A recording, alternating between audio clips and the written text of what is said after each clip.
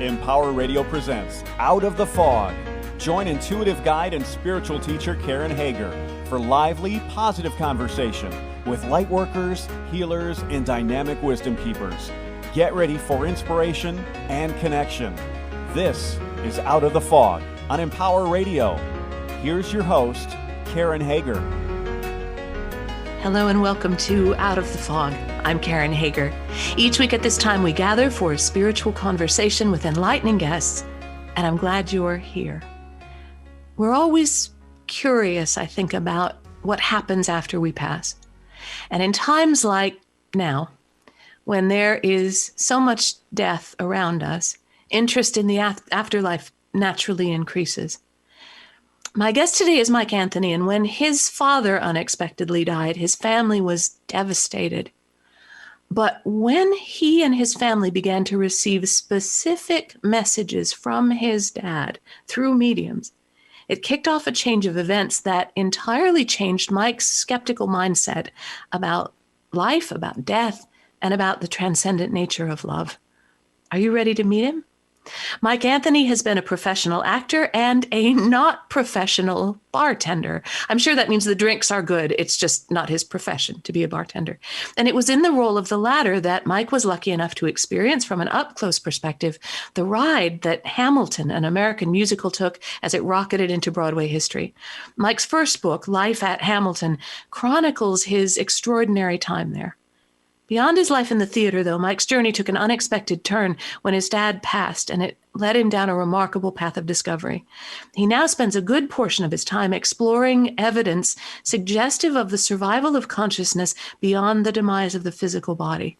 His new book is Love, Dad, and you can see Mike and hear a part of Mike's story in the Netflix documentary series Surviving Death. Find out more about Mike and his work at mikeanthony.com. Mike, welcome to Out of the Fog. Hi, Karen. It's a great pleasure to be with you. Thanks for having me. Oh, I'm glad you're here. Maybe we should start. I guess this all starts with your dad. Who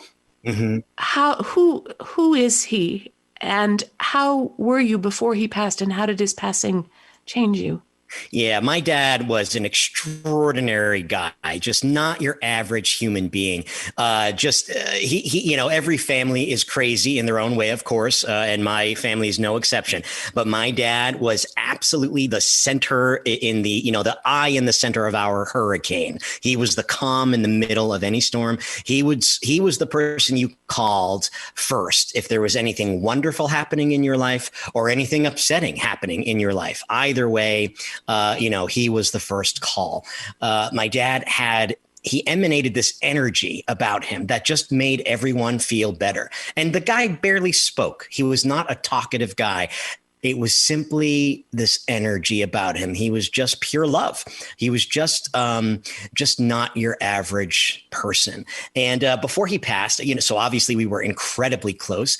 And given how amazing my dad and my mom, this is not to say that my mom is not also wonderful, but given how lucky I was with the parents that I have, my life was great. I liken it to living in a sort of a happy-go-lucky comedy. That had been my path up until that point. And nothing awful had ever befallen me, besides being in New York, maybe for 9/11. That was a very difficult day, but I had my dad, luckily.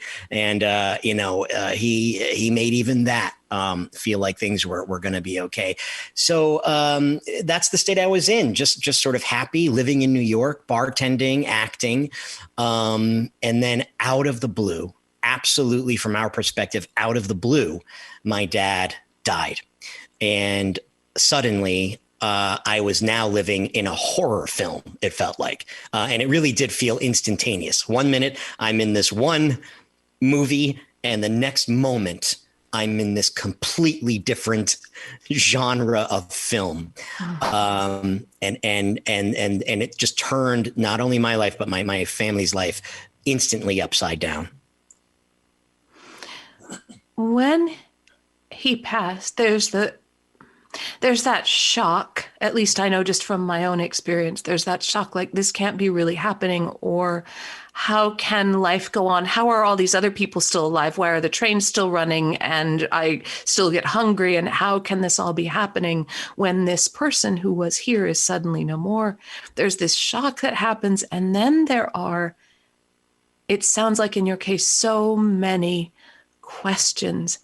What did you do with all those questions? Yeah, before I became an actor, I had initially gone to college to be a science teacher. I was going to be a high school science teacher, and I've always loved science. Always. To this day, I do. And science, the mainstream scientific materialist paradigm, is unequivocal about the notion that there is no such thing as anything beyond death. It's black and white. There are no questions about this, according again to the mainstream scientific materialist paradigm, wherein everything in the universe has a material nature. And the thing that we think of as us, the thing that we experience as consciousness, is an illusion created by the brain, and the foundation of that illusion are chemical reactions happening in the brain. And when the brain stops receiving oxygen, those reactions stop, and so too does what we experience as us go away. And so, according to science, my dad, everything that he ever was, all of that love, all of that joy, all of his ideas, when his heart stopped beating, it was all gone, period, forever. That was that. And that thought was just destroying me. I mean, I was being crushed by the idea that, if someone like him, if someone like my dad could disappear as though he had never walked the planet, as though he had just been this instantaneous almost blip in the infinite radar of time and space of the universe, then what was the point of anything at all? Why am I going to get out of bed and do anything at all if all we do is disappear? And so I basically was thrown into a full-blown existential crisis after he passed. I had long believed that we're much more than our bodies, even though I knew what science said, what the average, again, scientist would say. I sensed always that there are things that our scientific instruments are not able to reach, that there is more to what we think of as reality than our instrumentation can pick up. And that vague sense that we're much more than our bodies was always enough to keep me happy in my life. I lost my grandparents when I was younger, but that vague sense that, I'll see them again in some form, that was enough for me. But when my dad died, that was suddenly not enough. And now I was being bombarded with every lecture, every biology professor ever gave me. So what turned this around for you? What made you think, hey, maybe there's something happening? Well, very quickly and basically immediately after my dad passed, things started to happen that seemed pretty strange to me. The timing of these things felt that it would be stretching the bounds of what we could easily call coincidence. Just as one example, the day after he died, my sister Jen and I were in his house, going through his things, and we found a little scrap piece of paper that he'd written on his desk, and it said, "Believe, tell Jen." And we had no idea what that meant. Further down in the pile, my dad kept tons of notebooks, not an amazing human being, terrible organizer. So just piles of paper. And further down in the pile, we found another scrap piece of paper. And when I say scrap piece of paper, they were like, 2 inches by an inch that he'd ripped off of a larger piece, both of these. And the second one said, "Believe," a country song. So it became clear to us all this, oh my gosh, my dad must have heard this song on the radio at some point, and he'd meant to tell my sister about it. And he had never gotten around to doing that. And we were crushed thinking about how he had never gotten around to doing that. The next day, or a couple days later, actually, where my mom wanted to have music playing at the wake.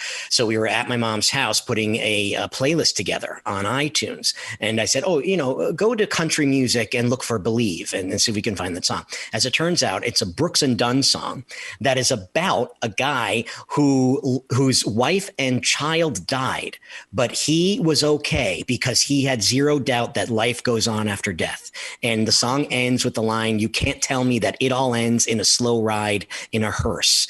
And we were shocked by this. Like, what are the chances that this song, and by the way, this song had not been a popular song for years. It was not on the radio any longer. My dad had heard this years ago. That's why it was at the bottom of this pile. It was so long ago. So we thought, what are the chances that this would be the theme of this song, life after death? There aren't that many songs out there, popular songs that are about that. So that alone was pretty amazing. A few days after the funeral, I was driving back to New York. My family lives in Connecticut. So I'm in my car, and for the first time, I'm alone. And now I am really suddenly hit with my dad's absence. You know how when someone dies, there's a whirlwind of activity, getting the services together and everything. And it's possible you're not quite dealing yet with the loss. You're still might be in that state of shock. So I'm in the car, and now I have the notion to pick up my phone and call my dad. Mm-hmm. And the thought that he was never going to be on the other end of that line again, it hit me like a ton of bricks, and I start sobbing.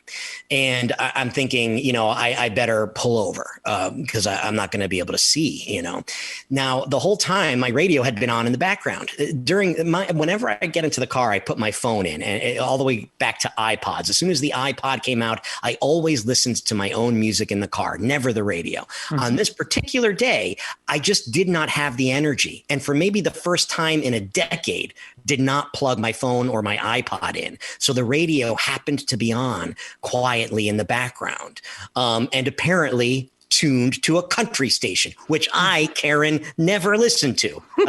Not that there's nothing against country music, but it's just not something that I had personally listened to. So anyway, as I'm sobbing, thinking, okay, I got to pull over, I hear these words. And I go to turn up the radio, and I'm actually afraid to turn it up because I'm thinking, if I'm hearing what I think I'm hearing, I'm like going to lose control of my car, But I turn it up, and I hear, "You can't tell me that it all ends in a slow ride in a hearse." It's that song. So I call my sister, and I'm screaming, "Listen to this, listen to this." So that's just one example. Things like that began to happen very, very often. And that was my first sort of sense that maybe something was going on that science can't quite explain. You're listening to Out of the Fog. I'm talking with Mike Anthony, and his new book is Love, Dad, How My Father Died, Then Told Me He Didn't. You can find out more about Mike and his work at mikeanthony.com. Well, this led you then to a place where you were consulting mediums and also testing mediums. And I wonder if you can say a little bit about that, because people who've lost someone are in a very vulnerable place. Absolutely. Yeah. So mediumship, I was aware of from the television show Crossing Over with John Edward when I was in high school. That was popular, and I was intrigued by it. But of course, I'm thinking, well, that's a television show. And surely if there were people walking around this planet who could talk to dead people, and there was actual evidence of that, surely one of my biology professors would have told us about it, So though I found his show interesting, I honestly didn't think there could be a whole lot to it. So most people dealing with grief would seek out mediumship, right? Not most people, but most people seek out mediumship. Mediumship doesn't come to them, is what I'm trying to say. Right. In our case, mediumship came careening into our lives when one day the phone rang in my mom's house, and my second cousin's husband called. A guy who had never called our house before, ever, a guy who I couldn't even picture when my mom told me this story, called our house to say that a medium friend of his had been hearing from my father, and that my father was desperate to get a message to us that he was okay. Mm-hmm. And of course, I tell that whole story in the book. And it was very intriguing. But of course, I was going to need more information than that to make a more complicated story shorter. I ended up speaking with that medium that my second cousin's husband called us about, and I found her to be a very compassionate woman. And I thought, at least she believes what she's saying. I talked to my sister about my conversation with that medium, who was not a professional medium at that time. This was just something she sort of did as a hobby. The next morning, my sister's driving to work after her and I had that conversation. And on the radio, there happens to be a segment with a woman calling herself a professional evidential medium who's giving readings to people who call in, on air. She's giving these readings. And Jen, my sister, was shocked at the timing of that. Again, what were the odds that the morning after having this conversation with this non-professional person who happened to call her house out of the blue, she'd catch this segment on the radio. She made an appointment with that professional medium to come to our house. And that gave me a chance to start testing mediumship. And that's what a lot of the book is about. The bottom line, what happened with that medium is I set up a code word with my dad. And I said, Dad, if this is real, this woman who's coming to the house tonight, I need you to get her to deliver this very specific message. If she doesn't deliver that message, I don't care what else she says, I'm not going to be able to believe that this is real. And lo and behold, at the end of that, that sitting, this medium said precisely my code. And it completely it really changed my life. That moment sent me in a different direction. And after that point, I needed more evidence. So about a year later, called that woman back and I said, listen, I need to know that you are actually doing what you claim you're doing. I would like to make a documentary where I bring people, complete strangers in to you and have you do readings for them. So I'll sit you in front of the camera, hit record, and an absolute stranger who could be anyone on the planet Earth will walk in. And I want to see if you can get the same type of information for them without having any time to do any Googling or hiring detectives or anything like that. I want to see if you can get the same quality information that you got from my family that night. I've done this with this woman now over 20 times. In the book, I detail 10 of them. All 20 of these people that I've had do this. And it was a range of people from the skeptical end of the spectrum all the way to people who felt pretty sure that mediumship was a real thing. All 20 of those people across the entire spectrum, even our biggest skeptic, came out of that experience believing that something paranormal, something that they could not explain was going on. Such was the level of detail and specificity in the information that this woman, her name is Angelina Diana, was getting. And at the end of that, I was convinced, absolutely 100% convinced. I could see no other way. The Occam's razor answer to me was that this woman somehow is getting information in a way that we don't understand the pathway for yet, scientifically. Can anybody connect with their loved ones in spirit that way? Do you believe anyone can? Only certain people can?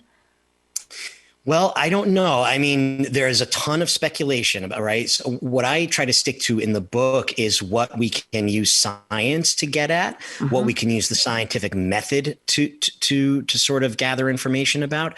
To me, the scientific method, and again, I'm not a scientist, to be clear, right? I'm an actor / bartender. There are actual scientists out there doing quintuple blind experiments with mediums, coming up with the same results that I got, right? There's a great scientist right now, Dr. Julie Beischel, studying mediums at the Windbridge Research Center, using the most strict protocols, experimental methodology that does not have holes in it. And she's coming up with positive results. According to her, the same math, the same statistics that helped us land a probe on Mars is telling her that mediumship is at times a real phenomenon. But if we want to get more to speculation, to anecdotal information, a lot of the mediums that I have worked with, and I've worked with a number of them now, they tend to say that this is something that they believe all people have the ability for to a greater or lesser degree, and that it can be honed in some cases, by meditation, by quieting the mind, the mental mind, the obsessively compulsively thinking brain. They say that sort of gets in the way of this other form of communication. But that said, I have personally found that the best mediums, the ones that are the most accurate, tend to be people who have been dealing with this in some form for their whole lives. So these are people who are waking up, goodness forbid, at like 5 years old with their dead grandmother standing at the foot of the bed. They've been experiencing what they call communication with people who are no longer in bodies for as long as they can remember, a lot of them. And what's interesting, and the reason I asked that question was because you experienced direct evidence of your father's passing without a medium in between you, through the song, through the butterflies, right? Through the other things that you share in the book. And so I wondered if you accept that the way that you would accept it if it came through a medium? I do. I mean, there are things that science is not going to be good for, right? And that's one of them. There's no way that I can bring the fact that I had a butterfly appear in a Broadway theater at a very particular moment, a very poignant moment. There's no way I can bring that into a lab and have a scientist look at it for me, right? And tell me if it means something. But there's no way any scientist is going to tell me that was not something he or she can explain. So yes, I do believe, given what I have seen, that there are ways in which people who are no longer in a body can communicate without mediums, somehow manifesting things in a way that we obviously do not understand scientifically. Like, how in the world what were the steps he had to take to get that DJ to play that song at that, it's impossible for the human brain to comprehend how all of this could work, but it works. Sometimes it does happen, and things of that nature are profound, and they change people's lives. And even though you cannot study it under a microscope, it does not mean that they are not happening. I know we just have 2 or 3 minutes left together, but I wonder if you can say a little bit about what someone who is engaging a medium, hiring a medium, should look out for, because there are a lot of fakes out there. How can you spot a phony, Mike? Yeah, that's true. Unfortunately, the whole history of mediumship is fraught with deceit. And that's what's made it such a taboo subject among academic circles. And that's why it's hard to get real studies done. That said, there's a great organization called the Forever Family Foundation. They're a nonprofit organization. And one of the things they do is test mediums. And you can go to their website, foreverfamilyfoundation.org, and they have a list of certified mediums on their website. If a website is certified by them, it means that they have been rigorously tested under controlled conditions. So in other words, cheating for all intents and purposes has been ruled out. And these people on that list have been found to have true mediumistic ability. Now, mediums, even the best ones, have off days. I've experienced that myself. You never know exactly what's going to happen. And because you have an experience with one medium that is not up to your hopes, it doesn't mean that you're not going to have a better reading with someone else. There's also a great book by Robert Ginsburg called The Medium Explosion, and he delves very much into what to look out for, how to prepare for a reading, how to not give away information, because you don't want to help a medium. You want to be sure that this information is coming from your loved ones and not from cues that you might be giving off, even inadvertently. So those are a couple of resources. Perfect. So watch out for that cold reading. Watch out for mediums who are reading on information that you already gave them. Anyone who tries to get a lot of money out of you, who tries to scare you, who tries to tell you that your loved one in spirit is in trouble and only you can, she's the only one who can set them free. And you have to give them $5,000. No, that's a no. That's a definite red flag. Yes. That would be a red flag. And you back slowly out of the room. And I say that in kind of a joking way, but there are people out there doing this, Mike. There are. And part of the reason I'm still doing the work that I'm doing after so many years is that the real stuff, like the clarity, the cleanness of the connection that you found with your father through those mediums, sometimes that clean stuff gets tossed aside or kind of like overwhelmed by, covered up by all the nonsense, the fakes and the frauds and the phonies and the people who would take advantage of someone's grief to intimidate or extort them. And so I wanted to be really sure that we got that in. Yeah. Mike, thank you so much for being on the program. It's a great pleasure to talk to you. Thank you. I had a great time. Thank you very much for having me. You're very welcome. That is Mike Anthony. His new book is Love, Dad, How My Father Died, Then Told Me He Didn't.